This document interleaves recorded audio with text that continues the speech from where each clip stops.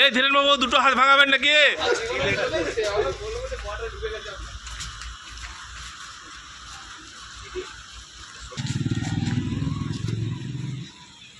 আলো মান না একটু দশটা মান না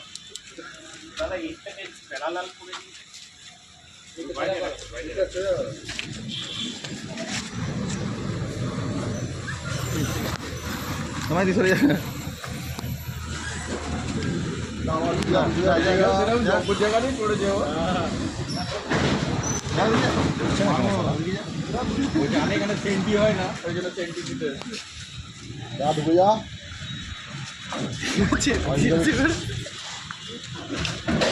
কেমন করছে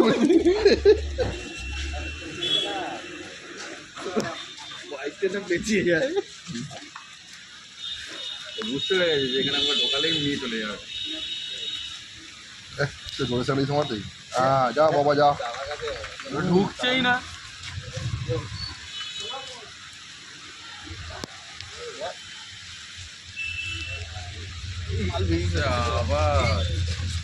বেরোনো সরে যা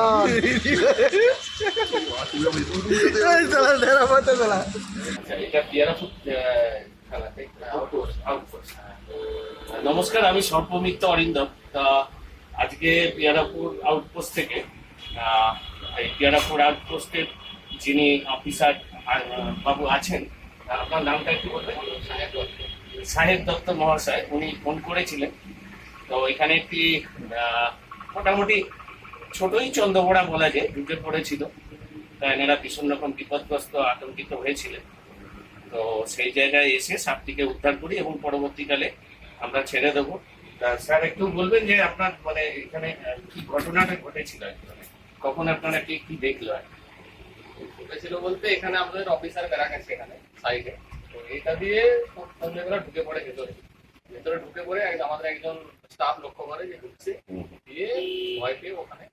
তারপর আপনি আমাকে ফোন করা হয়। তো এখানে আবার আর একটা প্রশ্ন উঠেছে যে মানে সাপের যদি চোখে নাকি একটা ইমেজ থেকে যায়, সেই ইমেজটা পরবর্তীকালে প্রতিশোধ নিতে আসে। তাই সবার সামনেই বলছি যে এরকম কোনো ঘটনা ঘটে না।